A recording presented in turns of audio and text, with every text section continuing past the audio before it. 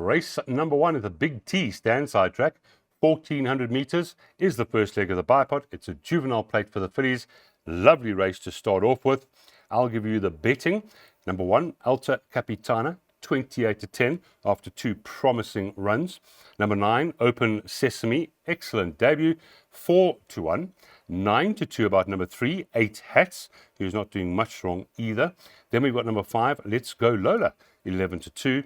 15 or 7-1, number 6, Miss Novaks. 15-2, the 2, Bright and Brazen. And then 17-2 about number 8, Hawks Dell. So as far as the betting is concerned, it looks like quite an open race. Daryl Marie is joining us from Natal. Daryl, I'm sure you're enjoying the hype, the fun, the excitement out there. And I'm sorry you have to focus on this right now, but it looks like a nice card. I look forward to this card, Lal. Opening leg of the bipod, I've chosen to banker the second favourites, currently, number 9, Open Sesame. I was really impressed with her debut efforts. Take note that was against winners. And she acquitted herself extremely well. You need to watch that replay. I thought she was doing her best work late. I had a look at her pedigree. Her dam won all the way up to a mile, so I think she's going to love the step up in trip. And more importantly, being a maiden, she gets that 3 kg allowance from the winners. So in my mind, that's going to swing it in her favour. So I'm really confident that she'll run in the top 2 from a neat draw. Banker number 9, Open Sesame. We like the confidence. Thank you, Daryl. Here we go. The bipod for Daryl. Race 1, Banker 9 by Banker 4, by 1, 2, 3, 4, 5, and 6, by 2 and 4, by 1, 2, 4, 7, by 2, 3, 5, and 6. 192 rand to spend there. Bipod race 1, 12.45. Race number 2, another juvenile plate, 1,400 meters. This is where the PA starts this afternoon. I'm just looking for your changes. There are no changes here at the moment. 8 runners carded. Betting, Jan van Gooyen. We know he's highly rated by the stable. He's currently at 17-10, and he's better off with the horse that beat him last time, number 4, Shadowfax, who's at 22-10. 9-2, number 7, Radio Star. The 1, Blizzard Quest, 11-2, and they're ignoring the rest. It's 12-1 and better bar those. Right, so PA race number 1. It's a lovely little field, this one. Jan van Gooyen. I'm imagining Daryl with a 3 kilogram swing. This will be a confident selection. On paper, he should be, and on paper, he should be able to reverse the form with Shadowfax. However, I had a look at their breeding, and Shadowfax's dam stayed while she won over a mile. And I think he's certain to appreciate the extra. I know it's early in the career, but I think he's certain to appreciate the extra more than what the favourite is. The favourite, Jan van Gooyen's dam, only won over 1,000 metres. I know he was coming back at the winner in the latter stages, and he's got that 3 kg pull in his favour. But I think Shadowfax is just going to slot in behind Jan van Gooyen and get the run of the race. And despite the turnaround in the weights, I do believe he's got a chance of confirming that form. Obviously, that form line was done a huge favour with a horse called The Last Duke, who finished as much as 8 lengths behind them, coming out to win very comfortably over the weekend. Then you got the likes of number 7, Radio Star. You just need to have a look at his sire and his dam. They stayed all day, so I think in time to come he's going to look for further. But with the 3 kg swing being a maiden, could bring him into contention for a trifecta and quartet position. But once again, I'm bankering in the exotic opening leg of the PA, banker number 4, Shadowfax. All right, again, thank you for the confidence. Shadowfax doing absolutely nothing wrong. That's the banker here in race number 2, first leg of the PA, the 4. By 1, 2, 3, 4, 5, 6, by 2 and 4, by 4 and 7, by 2, 3, 5, 6, by 1, by 2, 6, 7, 10, 384 rand to spend. Race number 2 gets underway at Turffontein on Sunday, 13:20. Race number 3, a Pinnacle Stakes. They're racing over the mile, 1,600 meters. This is where the pick 6 starts on Sunday. Let's get those bets on. Betting. Number 2, Fire and Flames, who's often taken too lightly this Son of Fire away. That is at 33 to 10, along with number 6, Silent War. Number 1, Son of Raj, thanks to Daryl. The horse is a scratching for the July, being the reserve. So we're not sure if he'll be here on Sunday, but he's in the betting at the moment. Son of Raj, 4 to 1. Joint second or third favourite with number 3, Give Me Another Chance. 9 to 2 the pair, Radicchio, and We Can Go All Night. So Daryl, on betting, this looks an absolute nightmare. Is the betting correct? It is a nightmare, and I think you can make a case for each and every one of these 6 runners. For that reason, I've chosen to put the entire field in the opening leg of the pick 6. Pushed into a corner, I like the look of number 2, Fire and Flames.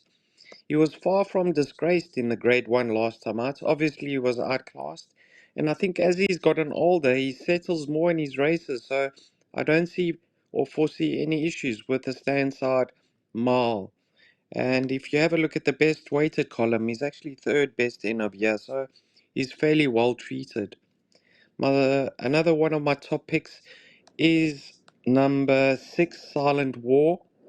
Now, they opted to take the blinkers off last time out. He wasn't far off them in the latter stages, but I like the fact that he comes back in trip. He's back in to a mile event, no weight to shoulder, and he's always thereabouts. He's knocking at the door, and he's going to get it right one of these days. But I've chosen the easy route of I've kicked for touch the entire field in the opening leg of the pick 6. No, don't blame you. It looks quite a few horses that are talented here, and the weights are so low. Let's have a look there at Daryl's pick 6. 1, 2, 3, 4, 5, 6, leg 1, by 2, 3, 4, 7, by 1, 2, 4, 6, 7, 8, by 2, 3, 5, 6, by 1 banker in leg 5, that's race 7, and then 2, 6, 7, and 10 in the final leg, 2,304. Remember, you can take a percentage. That is Daryl's pick 6 for Sunday, race 3, 1355. Race number 4, a novice handicap, first leg of our jackpot 1, and here they're racing over the minimum 1,000 meters up the straight. Blinkers go on number 3, Hemisphere, and if you turn over to the bottom, Pacific did run on Thursday, so whether he takes his part on Sunday, we will see. But on Thursday at the Vol, he ran 10th, 15.35 lengths behind 2020 Vision. Not quite at his best again yet, but he'll get back there, no problem. The betting, number 4, Constellation, 18 to 10. I mean, those first 3 runs are really promising, the form lines. Number 3, Hemisphere, 26 to 10, 3.75 to 1, about the 7, William West. Lonely as a Cloud, number 6, is up at 9 to 2. Oh, I should say 10 to 1, my apologies. And then 13 to 1, and better bar those. Race 4, Jackpot 1, Daryl, how many do we need?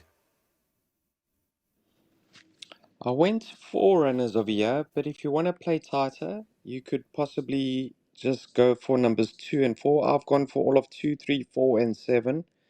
But in order of preference, 4 from 2. Constellation, if you look in the computer form, Lyle, it says 0 from 7 winners. But please take note that several of those that finished behind him came out to run a place in their next start. So although it's yet to be franked in terms of winners, it's not the weakest of form lines. He came to the track with a huge reputation, the son of Wada Winter. He fluffed his chances at the start on debut. Then he got beat at restrictive odds on the inside track. They put him away, they brought him back, put a tongue tie on for the first time, and he was never in doubt. If you watch that replay, he actually started hanging towards the middle of the track on that occasion. So I actually believe drawn towards the outside against the running royal will assist him in running straight or straighter this time round. He is my first choice. Had a look at number 2's replay. It's personal. They opted to give him a chance of the 1200. He was staying on in the latter stages. He's come down further in the ratings, and they've opted to put a set of cheek pieces on him. Brought him back to 1,000 meters. I think they're going to allow him to stride. That's my opinion. And he could prove to be the favourite's biggest danger. You touched on the fact that they're trying Hemisphere with blinkers this time round. He is being backed up quite soon. That's a slight concern for me. But on form, he's an obvious runner. And then the interesting runner has to be number 7, William West. We know that Cape Form with horses in training has proven to be fruitful on the Highveld in recent times, and the son of William Longsword is off a 64, so if he has improved up here on the Highveld, he could pose a threat. But like I said earlier on, if you want to play tighter, 4 from 2. For the brave punters out there, I do believe the 2-year-old will give you a run for your money. Number 4, Constellation. Thanks, Daryl. Here's the jackpot. Jackpot 1, race 4 at 14.30. 2, 3, 4, and 7 by 1, 2, 4, 6, 7, 8 by 2, 3, 5, 6. Banker 1 in that final leg of the jackpot 1. 96 Rand to spend in race number 4. Race number 5, Pinnacle Stakes over 1100 meters. First leg of our jackpot 2 this afternoon. Earmuffs on number 2, Chocolate Soldier. 9 runners, talented field. Let's have a look at the betting here. Chasing Happiness, joint favorite, 5-2, number 1, with number 7, Quantum Theory, coming off the back of 2 excellent sprints, both 5-2. Number 8, Whistle the Tune, right behind them at 3-1 for Candace Dawson. It is 11-2, number 6, Dreamland, 5, Taxi to the Moon, 10-1, Chocolate Soldier, 11-1, that's number 2, and then 14-1 and Better Bar those. Cracking little race we have here, small field. Daryl, how are we playing race 5? How many do you think we need? Yeah, cracking race, Lyle. A small but talented bunch. Now, on paper, you touch on the fact that there's nothing separating Chasing Happiness and Whistle the Tune. If you are watching this on Sunday, you'll know whether that form line has been franked with the Garden Province, Double Grand Slam and Raskova represent that form line. Neither were disgraced. I mean, they were finished right on top of them. There was, however, 10 horses covered by 2 lengths in that SA Philly sprint. They do form part of my play, but they're only my 4th and 5th selections. I thought there's value in number 4 here, Ready to Charge. I was of the opinion that he would have needed his comeback effort. He was off the track for quite some time, and Piers Stradom just nursed him into contention and pulled the trigger at the right time. Then in his second run after a rest, he did clearly have excuses. Now Striker reunites with him. He's 1 from 1 on him, and having his peak run now, I think at around 14-1, there's absolutely no doubt in my mind that he's the value in this race. Number 7, Quantum Theory. Robbie Sage's stable. Last 10 runners, they've visited the winner's enclosure 4 times. He's absolutely on fire. Now you need to watch the replay of his last start. Himself and Buffalo Storm Cody pulled so far clear of the balance of the field that he, I'm certain, ran above his current rating. I know he's slightly out at the weights over here, but if he ran above his rating, I think he could possibly be best weighted in this event. He hasn't seen the winner's enclosure in just on a year, but he's as honest as the day is long, and I think with the fact that the stable's firing at the moment, he could get his head in front. So I believe he could be the horse to beat. I think the race will be run to suit, but like I said, the value in the race, number 4, Ready to Charge. Yep, thank you, Daryl. Yeah, this is what happens when you put talented horses together. It's not it's not easy. It's not easy to find the winner. So Daryl's playing quite wide here. First leg of the jackpot 2. He's going 1, 2, 4, 6, 7, 8 by 2, 3, 5, 6 by Banker 1 by 2, 6, 7, 10. Cost 96 Rand. Race 5, 15.05. Race number 6 is a classified stakes over 1800 meters.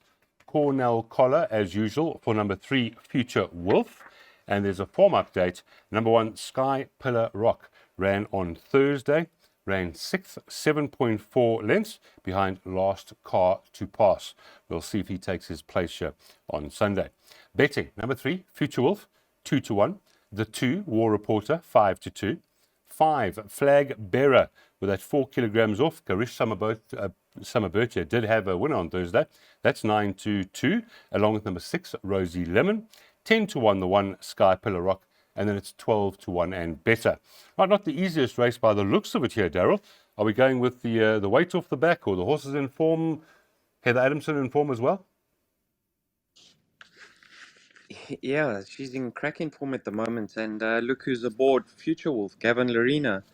So I think he doesn't have any excuses this time around. It's a small field, so even if he's given a chance in the early stages, he shouldn't be too far off the pace, turning for home. However, if you like his chances, have a look at Rosie Lemon. Go back to the Aladdin's lamp run, and you'll see he goes up 1.5 kg, and she goes down 3.5. So there's as much as 5 kilograms for a length and a half. So on paper, one would expect Rosie Lemon to finish ahead of Future Wolf. So for that reason, I have included Rosie Lemon. Then if you go back to another form line, you'll see that who is it? Sorry, you'll see that Flag Bearer Mm-hmm. beat War Reporter and is better off at the weights with War Reporter. So I know that Flag Bearer disappointed in his last start, but if he um runs to the form he did behind Lady Sabrina, it's very difficult to exclude him out of your perms. So I have included him. Obviously, Future Wolf is going to get it right soon. I mean, I do believe it's a nice race for him to notch up another win. And War Reporter's an improving 3-year-old who's come down slightly once again in the ratings. And he's finishing close up off his current mark. So off a further drop, he should be competitive once again. So although it's small, it is competitive. I've gone all of numbers 2, 3, 5, and 6. And I don't actually believe the race stops there. If you're, for the wider players, number 7 also comes into contention. But yeah, I've left him out because he is slightly under sufferance. All right, there we go. Classified Stakes Race 6. Pick 3, final pick 3 of the weekend. 2, 3, 5, and 6 by Banker 1, by 2, 6, 7, and 10. 16 Rand to spend there. Pick 3, Race 6, 1540. Race 7, the Sea Cottage Stakes, Group 3, the feature race on the card, the final leg of the Winter Series, 1800 meters. What a field we have here. Number 1, guess who's back? Fire Attack, 16 to 10. 4, Kamensky, that's showing up at 5 to 2. Choice Onada, who's in such fantastic form, at 33 to 10. 13 to 2, number 2, Musical Score. Pumpkin Pie, number 6, at 15 to 2. And then it's 20 to 1. And better bar those. Now, I'm sure Mr. Verdenese was really licking his lips for this race and hoping to take the bonus check here. And then he saw a certain Fire Attack being entered into the race. His heart must have dropped because Fire Attack is extremely talented, Daryl. He is, Lyle. In saying that, he's not going to be coming into this race 100% stripped and ready because he's got bigger fish to fry. I'm certain that this is going to prove to be a prep run for the Champions Cup at the end of July in 3 weeks' time. So that's a grade 1. So I'm sure Mr. Laird has left some meat on the bone, but he's all class. He's all class. Now, his biggest dangers have obviously got racing fitness on their side, and that will pose a threat to Fire Attack. But you have to believe that he is at the top draw. You know, I thought he was very unfortunate in the Grade 1 SA Classic when Confederate just got a break on him. He was flying in the latter stages. And then last time out, I don't believe that race was run too soon in the Champions Challenge, and he still got the better overall victory. So he is really top notch. If you have a look at the best weighted column, yes, he did pick up a penalty for winning that Champions Challenge, but he's as much as 8 pounds or 4 kilograms best in over here. So I'm going with the class act over here. I know he's 3 weeks away from probably being at his best, but I have to be in his camp. You know, like I said, Confederate, he was running him down, and Confederate in the classic would have been at his best. Whereas last time out, when Chwazanada got the better of Confederate, Confederate was prepping for the Hollywood Bets Durban July, and was in receipt of 1.5 kg from Confederate.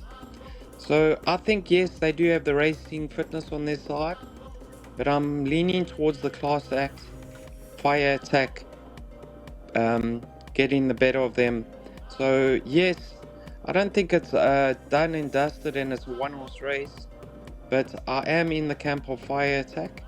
If you're not willing to banker him like I have, then obviously Schwarzenegger is a huge threat over here, and Kamensky as well. So you need to either bank a fire attack or include numbers 3 and 4. I do believe that Pumpkin Pie, who finished alongside them in their last start, has his work cut out because he is worse off the way at the weights. He's a kilo and a half worse off with them, and they finished ahead of him. Just go back to, I think it was the run behind Greatrix. Now, yes, that was a long time ago, but Fire Attack on that occasion had Schwarzenegger behind him, and behind him by as much as 5.5 lengths.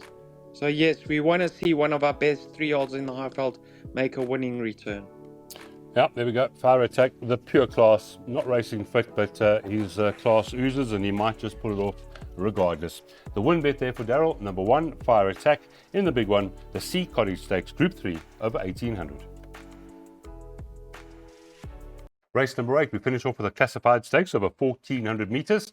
And importantly, the race could fall apart here because Guerrilla Warfare and After Hours, of course, ran on Thursday and Red Amber carded for Saturday. Earmuffs do go on to number 9, Commander of All. So let's take a look at that tentative betting. Number 7, Red Amber, 7-2. 4-1, Guerrilla Warfare. 6-1, the one horse, Dance into the Light. The fourth or third joint favourite is number 4, Alabama Anna. 7-1, number 5, After Hours. And then it's 10-1 and better by those. So, that's what I'm going to start with Daryl. Daryl, After Hours ran on Thursday, ran a good third, 1 length behind Royal Horizon. And Guerrilla Warfare, not quite as good, running 10th, 10.4 lengths behind Last Car to Pass. So we're not quite sure he'll be running on Sunday. Oh, will we? Yeah, well, our suggestion to the viewers would be obviously to take note of the car changes and the scratchings come race day. But yeah, Mr. Gray is known to back his horses up quite soon. All depends on how they took their races, but yeah, you absolutely spot on in saying that the race could fall apart. Now you need to look at the conditions of this classified stakes, have a look at the best weighted, and the fairer sex obviously get their allowance. So that brings Alabama Anna and JJ's Eagle into this race as joint best weighted. Now JJ's Eagle, Lyle, Heinrich van der Westhuizen, listen to this. I think his last 6 runners, he's had 2 winners, Royal Horizon and Jetcat. He's had a second, he's had a fourth and a fifth. So his Brilliant. stable, albeit small, is in fine fettle. And yeah, you got a filly coming into this event well weighted, carrying 50 kgs, having her peak run. One has to believe that she's the value in the race and way overpriced. So I can see her shortening remarkably in this event. So she's the value. Number 2, Laughing William. I think this track and trip will be ideal for him along with the draw. So I know he's off form recently, but he continues to drop in the rating, and his last win was off a 72. He's now for 73, so one can expect improvement from number 2, Laughing William. Number 6, Chieftain Shield, took as much as 20 runs to get it right. But I think they finally worked him out in that he doesn't stay. He's over the right track and trip once again. Well drawn. And he's only got a rating of 68. So I know, yes, he's exposed. But I've got a strong feeling that he's going to hold his own in this lineup. So he forms part of my swinger box. So I've gone with numbers 2, Laughing William, 6, Chieftain Shield, 7, Red Amber, and 10, JJ's Eagle as the suggested bet. Thanks, Daryl. Here we go. Swinger box, final race, 2, 6, 7, 10. 60 Rand to spend. The value could be with JJ's Eagle, and that is race 8, final race on Sunday, 1650.